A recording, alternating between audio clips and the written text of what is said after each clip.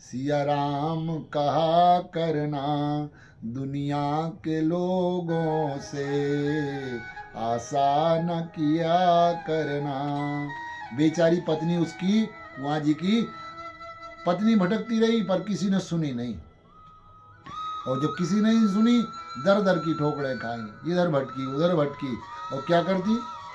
जहाँ उसका पति, जब इसने कहा कि भैया अब तो वो खत्म हो गए होंगे, कुआं में दब चुके हैं, अब कोई नहीं निकालेगा, पत्नी बेचारी क्या करे, जो कुछ था उससे उसने अंत्येष्टि क्रिया उनकी,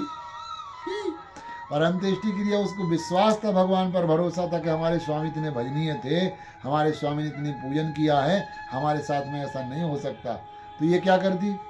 ये जाती जहाँ वो कुआं में डूबे थे, वो जाकर के उस ढीले जहाँ मिट्टी पड़ी थी उस मिट्टी को हर दिन प्रणाम करती थी,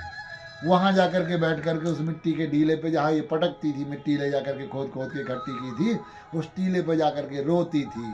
अपने पति को याद करती थी, और भगवान को प्रणाम करके वहीं बैठ के भजन करती थी। भजन का समय 1 महीने 2 महीने 3 महीने बीत गए, 3-4 महीने के बाद एक संतों की टोली निकली, और जब संतों की टोली निकली तो वो संत जाकर के क्या कर रहे थे, संत निकले वहाँ से, संत जा रहे थे, संतों ने देखा तो वहाँ पानी की व्यवस्था थी, टीला था, संत जाकर के वहाँ बैठ करके अपना नित्य कर्म करने लगे। संत वहाँ भोजन प्रसादी की व्यवस्था थी, वो खोल करके पाने लगे, संत पाने लगे तो देखा उनने भोजन पाया, ये गई संतों को प्रणाम किया, और संतों को प्रणाम करने से भैया क्या नहीं मिलता, अगर निर्मल मन जन सो मोहि पावा, मोहि कपट छल छिद्र न भावा। भगवान को निर्मल मन बना कर किसने प्रणाम किया संतों को, ये रोने लगी तो देखा, प्रणाम करके वहाँ से जाने लगी कि अब संतों से बोलना नहीं चाहिए, पर देखा उन संतों ने क्या देखा कि वहाँ जो संत रुके हुए थे, तो संत वहाँ देखते हैं कि उसमें आवाज़ आ रही है, हरि शरणम, बड़े मधुर कंठ से, बड़े सुरीले शब्दों से उस भूमि में से आवाज़ आ रही है, हरि शरणम हरि शरणम। संत देखा कहाँ से आवाज़ आ रही, कौन बोल रहा है इतने मीठे स्वर में, बड़े प्रेम से आवाज़ आ रही है, तो किसी संत महापुरुष की आवाज़ है। संतों ने देखा इधर उधर, और संतों ने देखा कि इस भूमि से आवाज़ आ रही है, जहाँ वो कुआं पट गया था, गिर गई थी, मिट्टी में दब गया था, जहाँ कुआं जी दब गए थे। तो इनने देखा, संतों ने क्या किया, संतों ने उठाए अपने फड़ुआ गए वही बर्तन, और ले जा करके फेंकने लग गए। संत जैसे ही फेंकने के लिए लग गए, इनने खोदते खोदते देखा,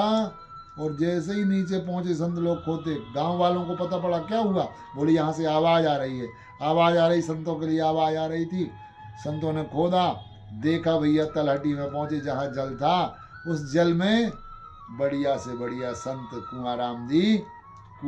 जी भगवान सामने बैठे हैं, ये हरि शरणम भगवान का पूजन कर रहे हैं, ध्यान लगाए हैं, भगवान का सुंदर विग्रह सामने विराजमान किए हैं, और भगवान के जप में, नाम में केवल एक ही शब्द जप रहे थे, हरि शरणम हरि शरणम हरि शरणम हरि शरणम। देखा संतों से मिले तो संतों के साथ में कभी नाचते हैं, कभी गाते हैं, कभी रोते हैं, कभी हंसते हैं, तो संतों के साथ में लग गए और संतों ने कल्याण कर दिया। तो कहने का तात्पर्य है कि कुआराम जी की ये कहानी,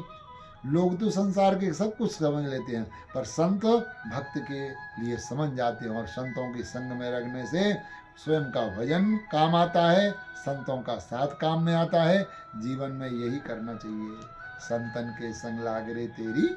अच्छी बनेगी। बोलो।